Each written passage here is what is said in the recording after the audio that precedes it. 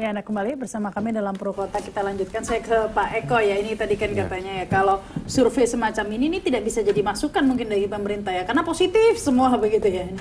Anda melihat? Kita melihatnya memang ini kan berbagai survei sebetulnya melakukan ya. Seperti saya katakan tadi, Kompas juga hampir bersamaan waktunya akhir Agustus melakukan survei yang sudah di Kompas sama CSIS sama ya, kemudian CSIS, kemudian juga BPS, kemudian yang lain juga. Jadi ini memang kita sebagai salah satu ya, karena kita sendiri juga melakukan semacam survei di lapangan ya, bukan survei tapi kita melihat misalnya sekarang untuk 3 tahun ini ya, untuk membuat sekarang tidak lagi menilai misalnya dari jumlah atau kemudian output program. Misalnya jalan tol, ini berapa panjang yang sudah dibangun. Tidak itu. Kita sekarang sudah masuk kepada outcome masyarakat yang ada di sekitar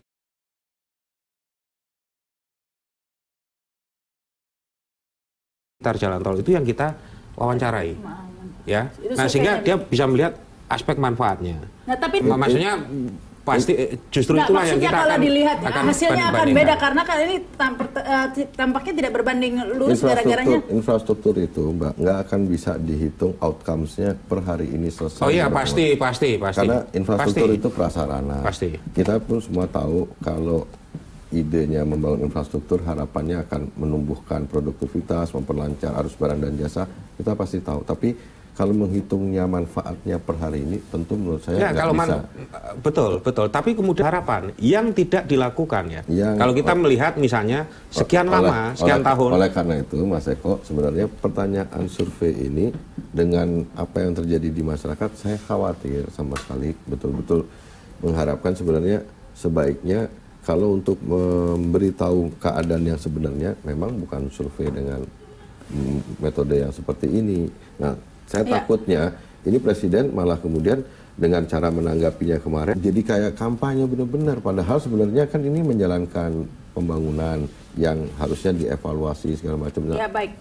Saya lihat misalkan nggak usah jauh-jauh, di Jawa Tengah aja, Provinsi Jawa Tengah itu termiskin nomor 12.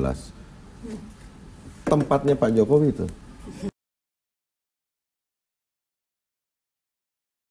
Termiskin nomor 12, nomor 1 Papua, nomor 2 Papua Barat, bla bla bla. Nomor 12 Provinsi Jawa Tengah. Baik. Nilai tukar petaninya jatuh segala macam. Saya nggak ngomong ya karena ini kebetulan turun gitu ya.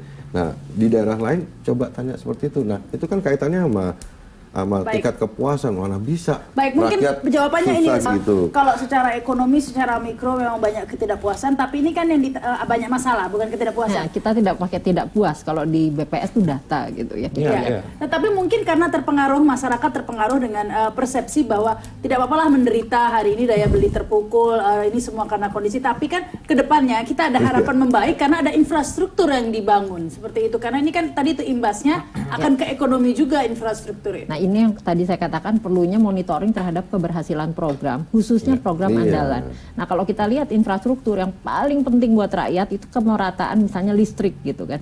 Listrik itu akan membuat sektor pendidikan membaik, sektor pertanian membaik, listrik masuk desa itu banyak hal gitu ya. Merubah, karena kita lihat di negara maju itu kalau listrik sudah merata otomatis tercapai banyak hal dengan hanya listrik gitu ya.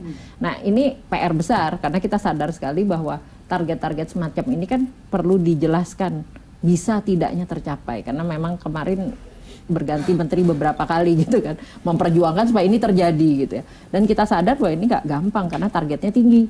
Kalau targetnya rendah ya sampai menterinya minta turunin target, ganti juga menterinya gitu ya. Ini contoh-contoh bahwa target yang terlalu tinggi membuat harapan jatuh gitu ya. Nah, kita nggak ngerti. Tapi kan Pak Jokowi sudah membangun banyak infrastruktur ya, Bu. Ya, menurut Anda tepat ini? Nah, listrik salah satu infrastruktur paling penting. Setelah itu jalan. Jalan itu ada jalan tol, ada jalan kereta api. Tunggu ke listrik dulu. Sudah cukup membangun infrastruktur listrik tidak? Listriknya belum selesai pencapaiannya kan. Pencapaiannya targetnya tinggi sekali itu. Jadi kalau kita lihat target sampai target awal ke 5 tahun dengan pencapaian hari ini tengah tahun gitu ya. Itu belum tercapai kan. Ini kita pakai data ya, kita nggak pakai persepsi. Ini angka aja, kita lihat targetnya berapa. Yang menterinya berusaha ya Jadi kita sadar sekali bahwa angka besarannya tuh tinggi sekali. Nah, itu satu. Nah, sekarang jalan di Papua semua dibangun jalan kan? Oh, ini bukan masalah semuanya, tetapi kita masalah lagi-lagi kita lihat target jalannya tuh yang mana yang dibangun gitu kan. Jadi berapa kilometernya itu yang tadi disampaikan, boleh pakai kilometer, nanti boleh pakai impact setelahnya gitu. Nah, itu juga bisa kita lihat kan. Jadi bukan jalan di Papua, tapi jalan yang mana di Papua yang dibangun, jalan yang mana di Sumatera yang dibangun, yang mana yang diresmikan. Ya karena ini joknya di masyarakat juga, jangan sampai hanya diresmikan pemotongan pita aja, tapi bener nggak nanti dibangun gitu jalan tolnya. Ini kan hal-hal yang secara mikro lagi, jadi setelah target makro dibuat, secara mikro kekuatan dari monitoring, saya yakin tempatnya Pak Kantor Staf Presiden melakukan ini secara rutin, melihat bener nggak sih setelah gunting pita itu dibangun gitu. Karena kita khawatir sekali kan menjadi tidak elok begitu ya kalau digunting. Tapi banyak juga yang sudah digunting dibangun pita berkali-kali gitu. Ada yang digunting pitanya berkali-kali sampai kita udah ketiga kali ini, bukannya dulu udah ada presiden, menteri, presiden lagi gitu ya. Jadi ini hal-hal yang harus dijelaskan. Oh, ada ya Bu yang gunting pita berkali-kali ya, Oh, itu ada provinsinya. Saya nggak elok kalau mengukuhkan di sini gitu ya. Saya cuma yang ngomong kan pejabat setempat juga gitu kan. Jadi mendengarnya pun kita bingung begitu kan. Oh, begitu.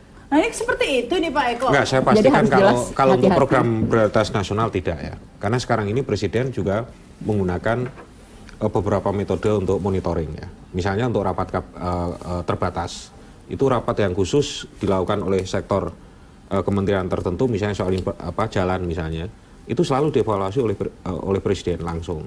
Nah tentu kemudian inputnya bisa dari kami, bisa dari Seskap dan kementerian terkait. Itu satu. Kemudian yang kedua adalah Presiden juga menggunakan cara yang unik, yang mungkin tidak, saya nggak akan membandingkan, tapi misalnya dengan belusuan di area-area yang menjadi tempat atau lokasi program prioritas nasional. Ya, disitulah kemudian ini Presiden bukan masalah belusukan, tapi yang masalah manfaat yang dirasakan masyarakat.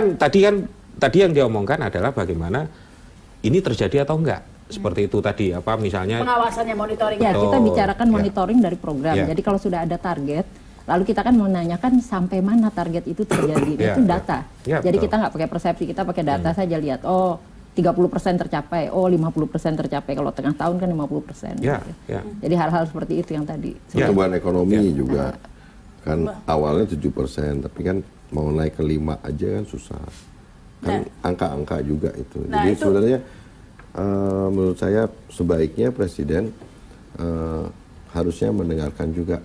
Kalau bisa misalkan CSIS memberikan gambaran tentang rilisnya mengenai soal hal-hal apa yang kurang berhasil atau gagal, itu ditanyakan akan menjadi lebih baik lagi sebagai masukan untuk mengkritisi pemerintah. Begitu ditanyakan juga tidak bagus semua gitu. Jadi hal-hal yang kurang baik, kurang berhasil lah, kurang memenuhi target itu ditanyakan juga tidak? Ya kan kita menanyakan misalnya ya semua kita ya dalam desain questionnaire tentu tidak ditanyakan hal-hal mana saja yang dianggap tidak berhasil. Jadi desain instrumen itu harus netral.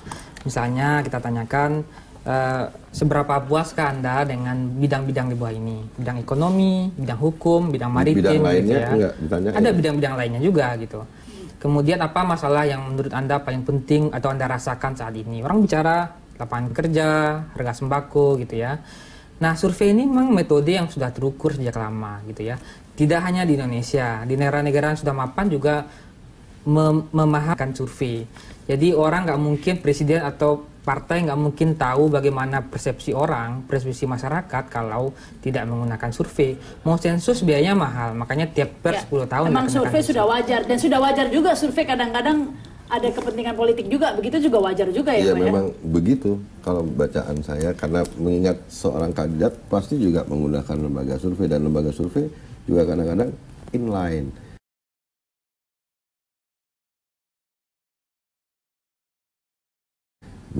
Menyebutkan tentang hasil biayanya dari mana ini Pak Arya? Kalau soal biaya CSIS mandiri, tapi sebenarnya kegiatan lembaga survei untuk merilis ketidakpuasan segala macam itu pasti inline dengan apa namanya kepentingan seorang kandidat. Apa sih kepentingan menanyakan kepuasan? Makanya menjadi aneh, ini pilpresnya 2019 ini udah Nah, apa hubungannya? Saya ini merasa jadi gini, sekarang, dipaksa Pak. mau ngomongin 2019 ini, kita nih surveinya 2017 itu kan penting orang. untuk merekam dan melihat tren kepuasan publik atau isu-isu apa saja yang penting bagi publik.